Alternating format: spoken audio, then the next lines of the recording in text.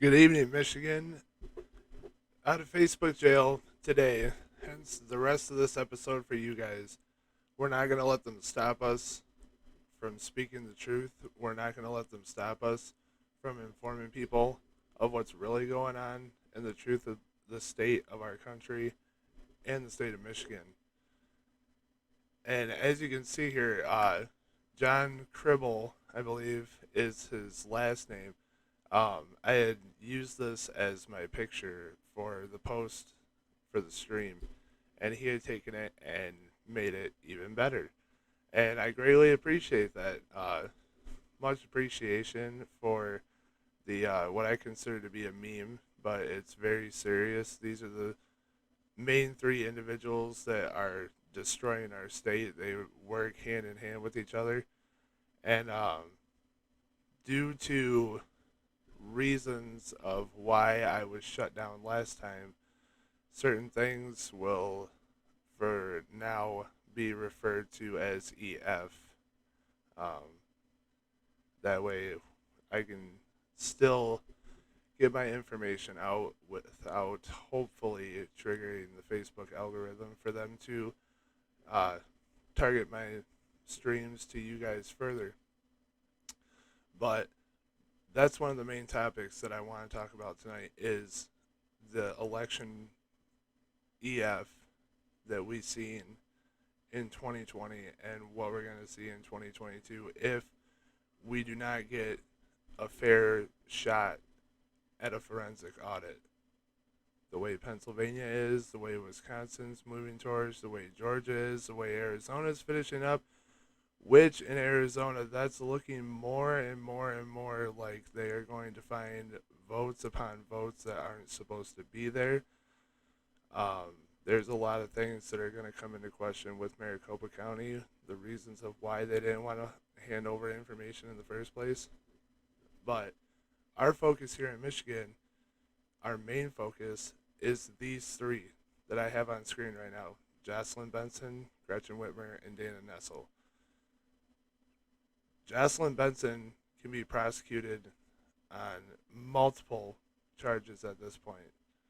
Um, there are things currently being worked on with that scenario, along with the information that I tried to bring you guys previously that Jocelyn Benson sold us out before 2020 was even here. Um, Once again, all these documents, for anybody who's interested, you can view my email address on my Facebook page. It's Hobson, the number 4, house at gmail.com.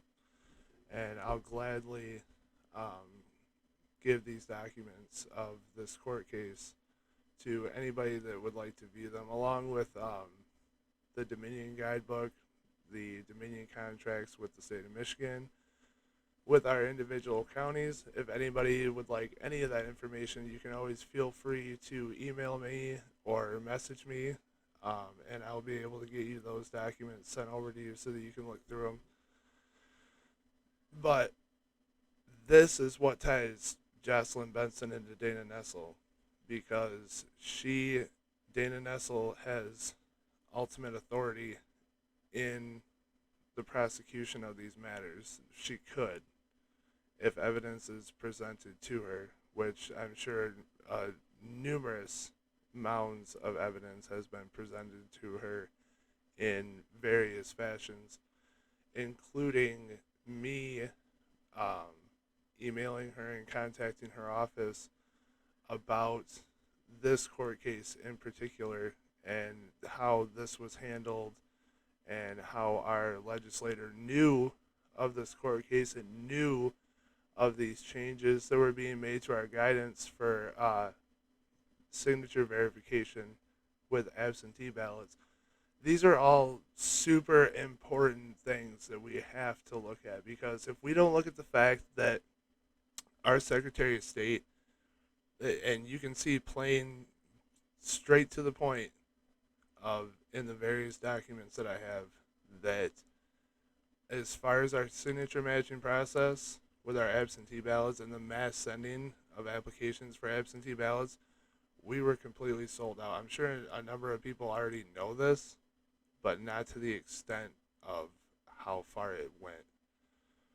Um, that can once again all be viewed in these documents that everybody needs to see. They can all be taken to your local prosecuting attorney and used as evidence against Jocelyn Benson for EF, all the way up to U.S. Code 52 of our Constitution when it comes to dealing with EF. But our Attorney General seems to want to go in the other direction. Hence, the other night when my stream was shut down, I wasn't able to finish the episode and give the rest of the information to all of you that I wanted to. And anybody who is quote unquote profiting off of talking about EF, which I guess to an extent, since I receive donations and I do these videos for all of you, maybe in a way that's why my stream was shut down the other night, is because they consider me profiting off of EF, even though I use this as an avenue as a candidate, a registered candidate for 2022. I use this as an avenue to be able to reach as many of you as I possibly can, whether you're in the district that I'm running for or not, because all of this that I bring to you guys is extremely important. These are the things that nobody talks about. These are the things that nobody looks at. These are the things that, in order for us to be able to move anywhere, that we have to start where the corruption originates at. And it doesn't even originate here. It's higher than this. Priorities USA, that's listed on the top of this document as a plaintiff for this case against Jocelyn Benson, they're a major lobbying group, one of the biggest lobbying groups in D.C. Their main headquarters is based in Washington, D.C. They send out people for court cases and to try to destructure our election process on a constant basis. This past one, they sent Mr. Mark Elias to Georgia, Florida, Wisconsin, Pennsylvania, and Michigan. He was the main lawyer for this court case for Priorities USA. And once again, this has all been given to Dana Nessel. And I would almost guarantee you that I'm not the only one that knows, and that has probably turned this information over. And we see nothing done. Nothing's ever going to happen in Michigan as long as these three sit in the seats they do. We have great candidates for 2022 for all of these seats. Great candidates. Ryan Kelly for Attorney General Matt DePerno, which is just exceptional. There's a lot of candidates running for governor this year that a good portion of them are very viable, very good candidates. Ryan Kelly is the first one that comes to my head in that situation. And Secretary of State as well, Christina, and I do not want to butcher your last name, Karomo, I believe. If I totally destroyed that, I apologize. But all of these people, from what I've seen of them and what I've researched of them and what they've been involved in and money they receive and how it goes about, there's very viable candidates to get us out of this situation come 2022. But in order to do that, in order for anything to happen as far as that, we have to look at things like this. Things that were in the background, that were going on, that were manipulating our system, all the way from our Secretary of State to our legislator.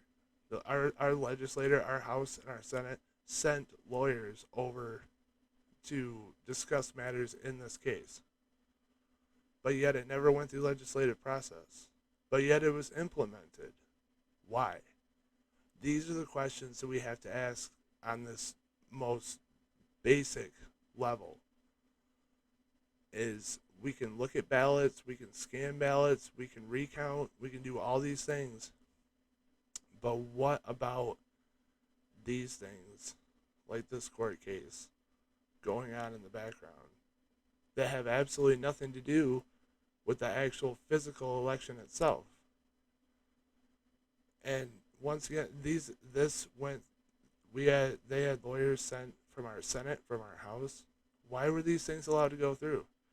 And everybody has the right to be asking these questions and demanding answers for these questions.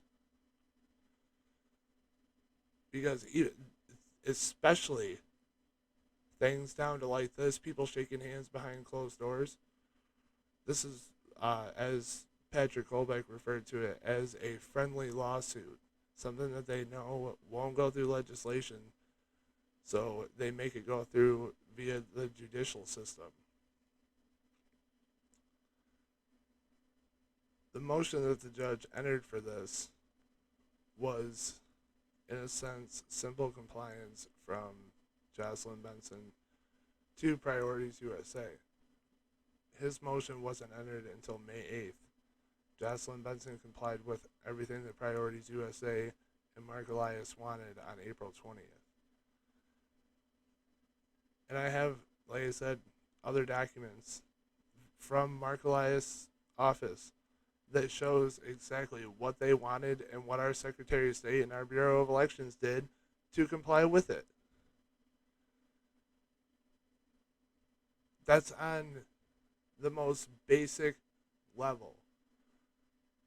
At that point,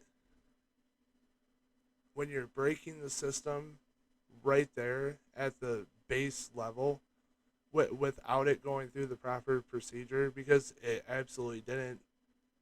This wasn't voted on in our House, in our Senate, these changes that were made to our election process.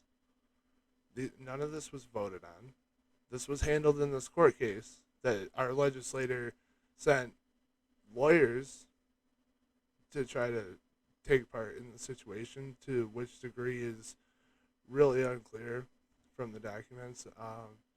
Either backing up claims by Priorities USA or Secretary Benson, or denying claims from both of them.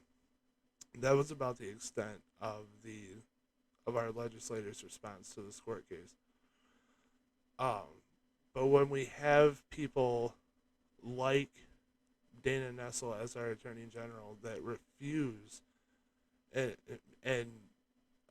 threaten to prosecute anyone who brings things like this to her, or talks about or profits off of things, talking about things like this, there's nothing to be done.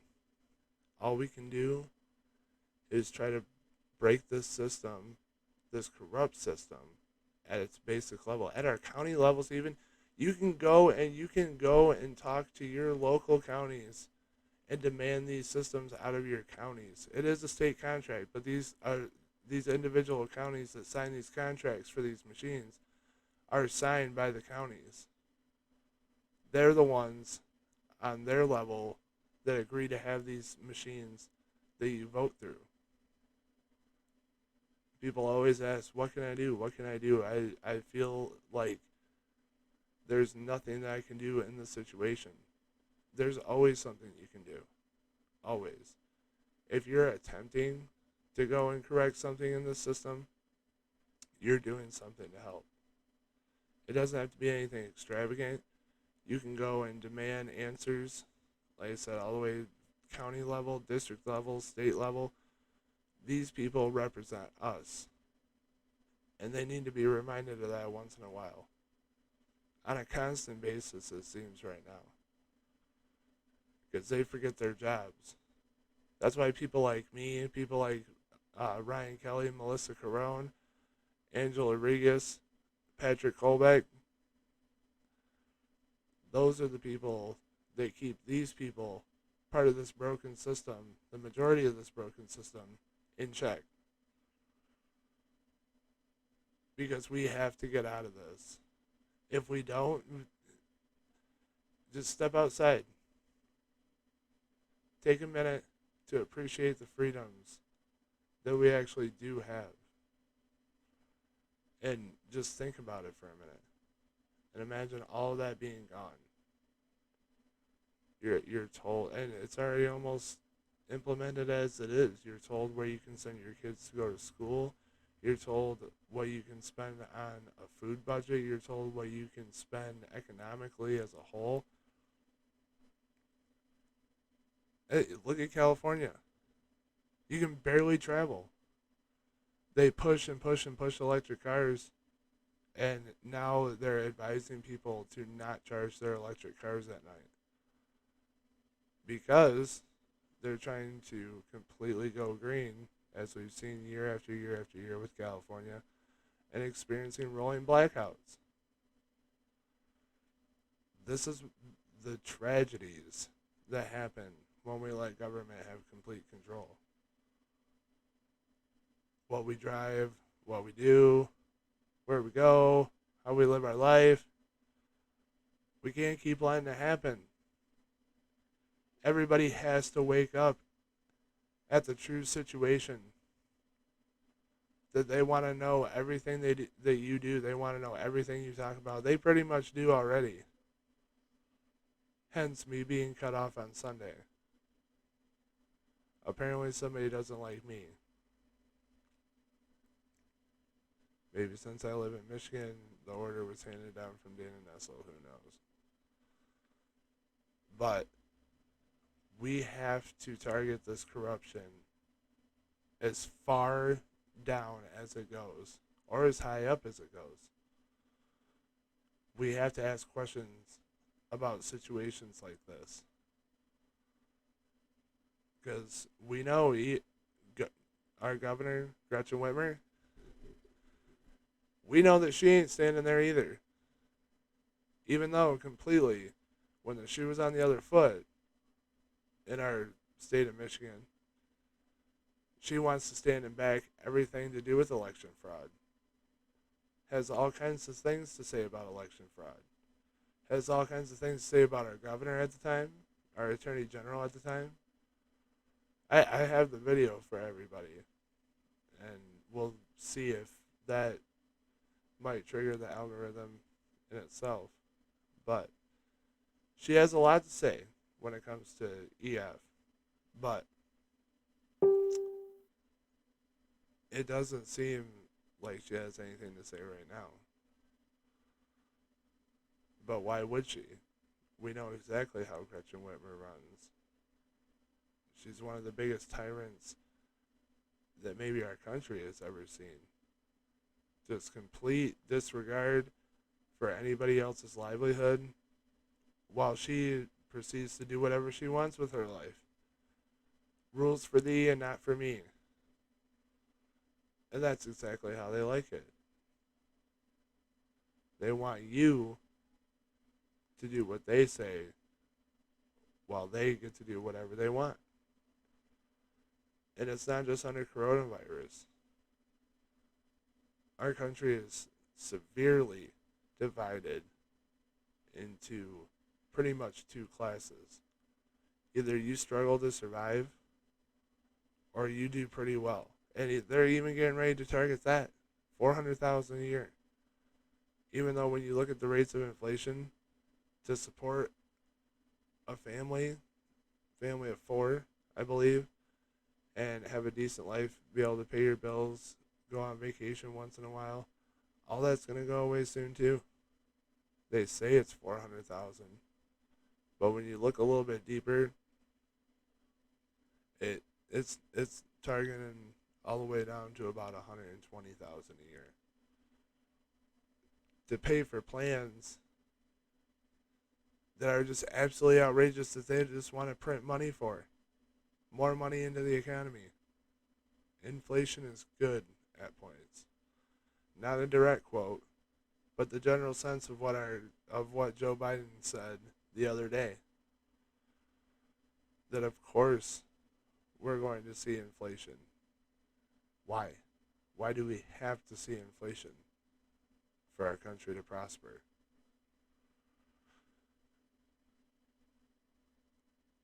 The system on these people's side of the aisle is nothing but a game for them. Representing us, representing their citizens, is one of the last things on their mind. They want to have things their way, and they'll fight tooth and nail, even if the truth stares them right in the face. They will fight tooth and nail to hold to the agenda. And it's very sad. But that's why we have to realize yet again that we, the people, have the control in these situations. These people don't have to hold these offices. We can have people in there that we truly want to represent us. And our governor, she doesn't stand a chance come 2022. Not at all. I've been looking at polls, I've been reading articles, and even one article said, quote, any generic Republican could beat Gretchen Whitmer come 2022. So, that alone, just coupled with all the atrocities that have came from Gretchen Whitmer in these last almost 2 years now, since all of this began. She's not coming back in 2022.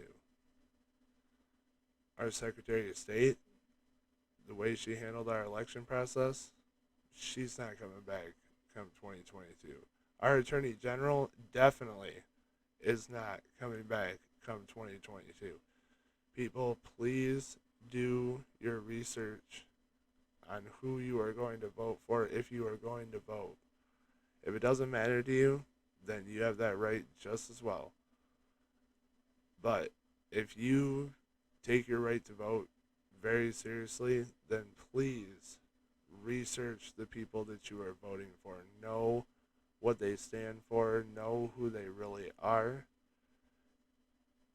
It's extremely important when it comes to casting our vote.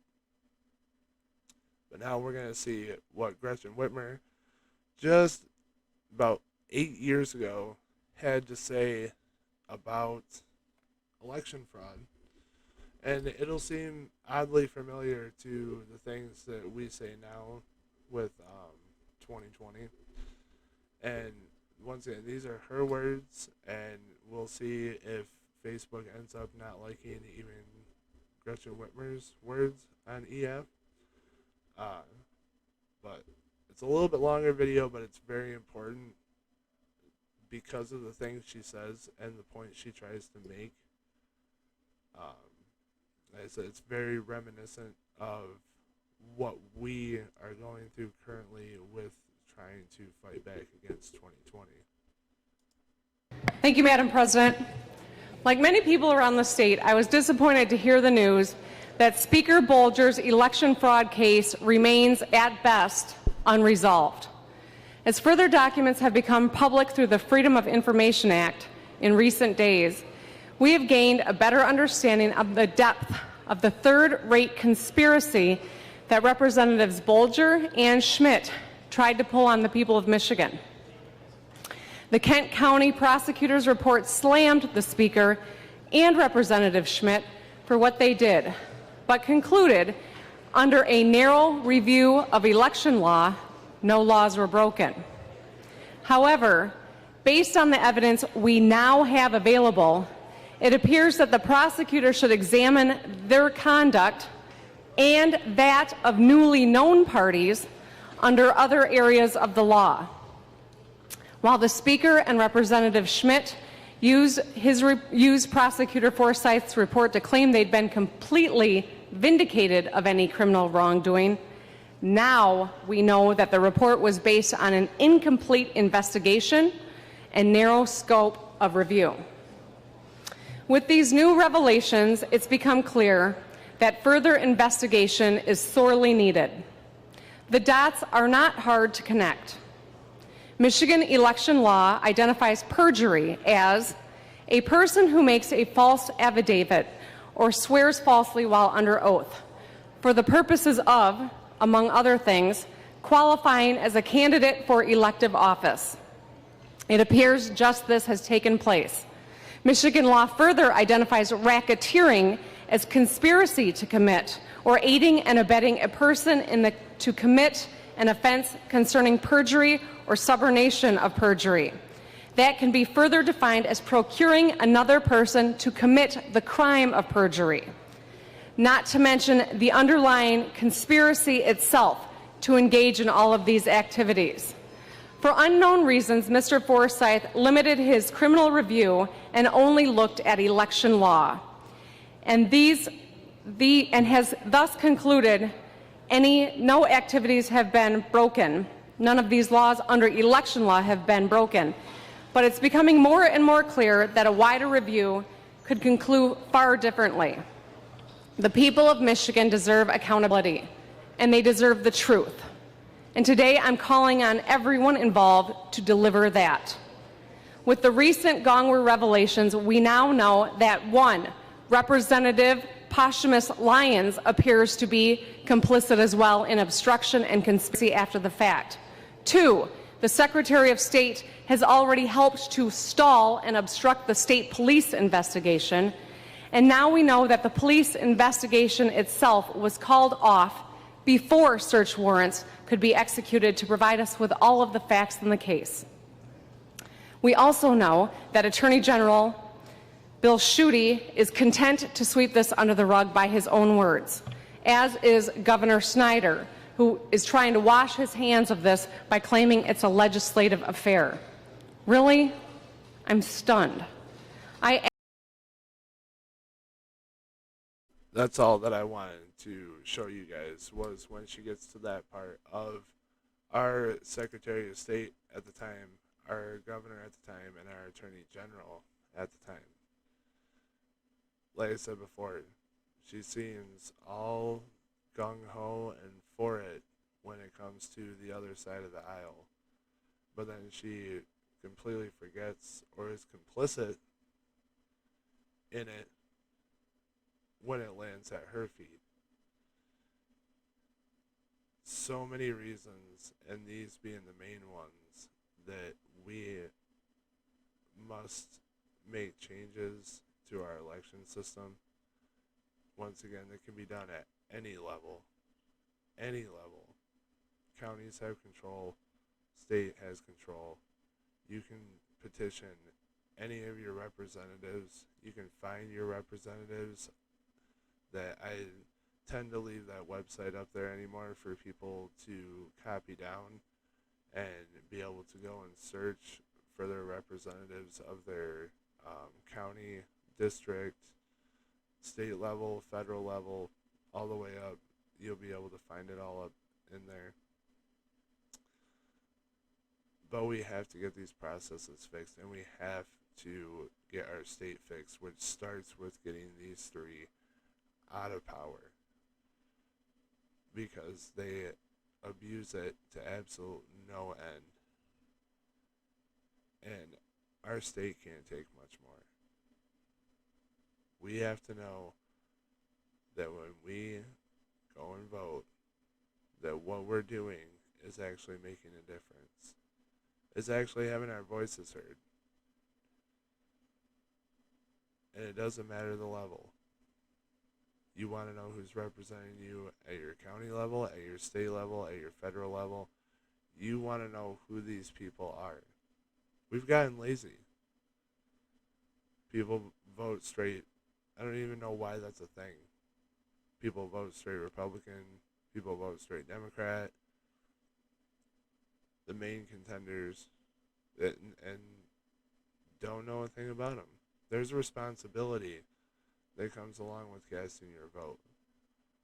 Knowledge to some degree of who you're marking down to represent all of us.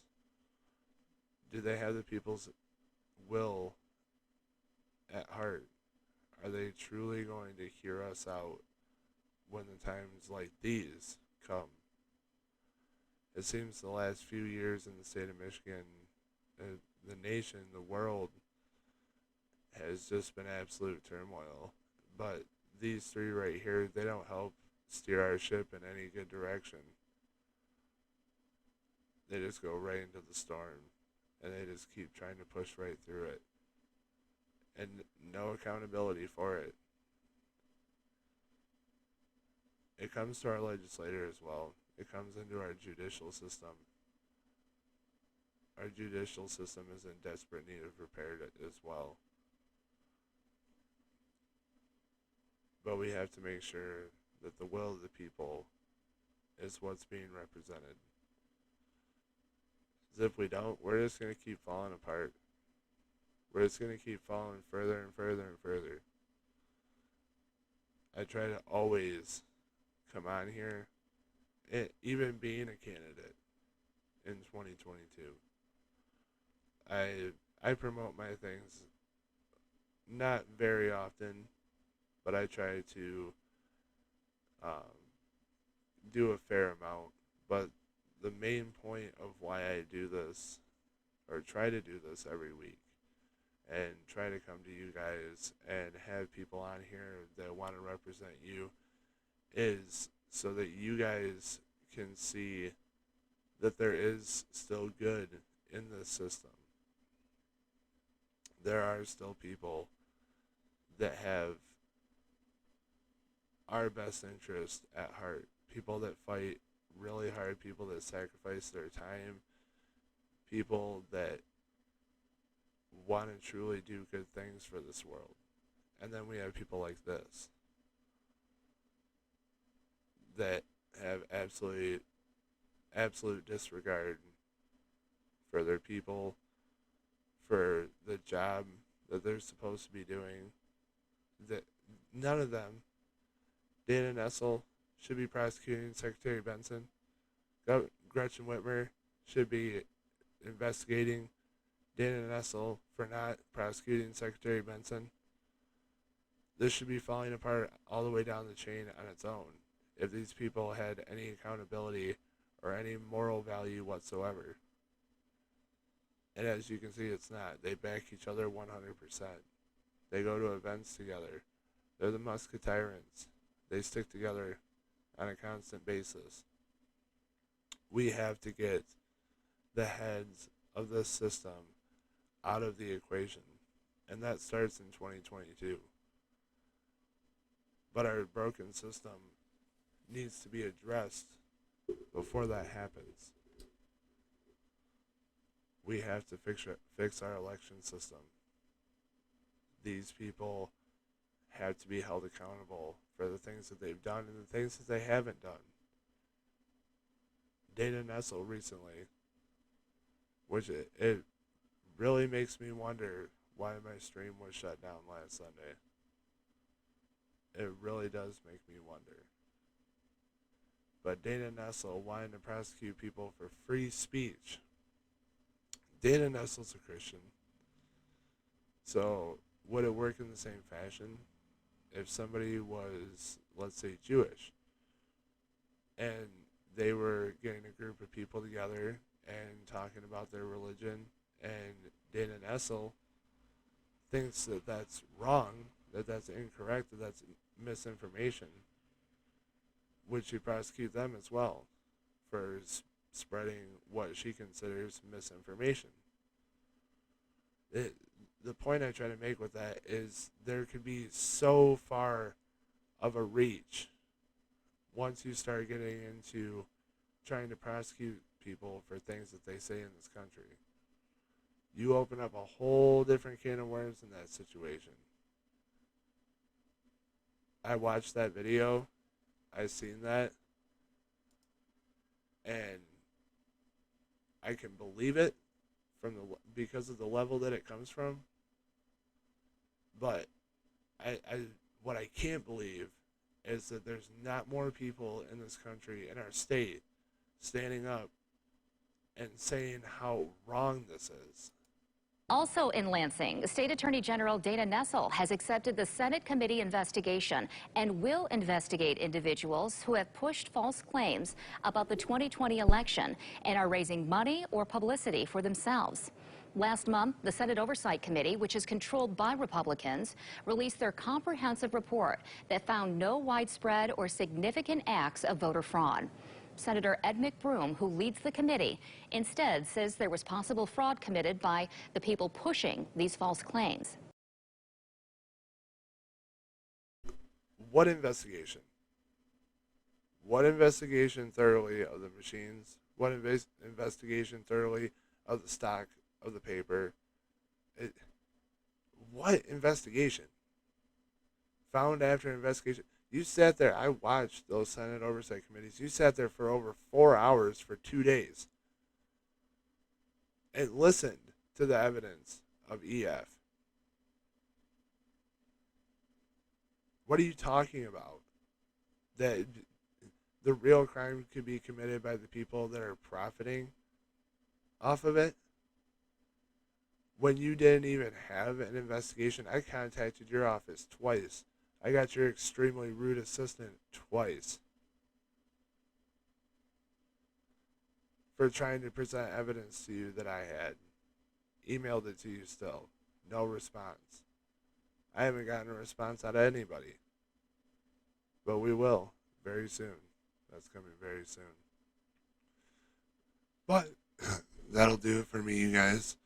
I really hope you guys have a fantastic few days here before we are back on Sunday. I'm glad this stream tonight didn't face the same fate as the one on Sunday. But we have an extremely special guest coming onto the show on Sunday. I'm not gonna spill the beans yet exactly on who, but we'll just say that he's become recently a very important person in the investigation into our elections here in the state of Michigan. But it was fantastic getting back to you guys and giving you the rest of this episode. Apparently we didn't trigger anything in the algorithm tonight, and we're off of suspension. We're allowed to post again, so we'll be bringing you guys as much information as possible on a daily basis. If you guys aren't following my page right now, please do. I try to bring you guys information on a daily basis as much as I can, what's currently going on, what you guys need to know.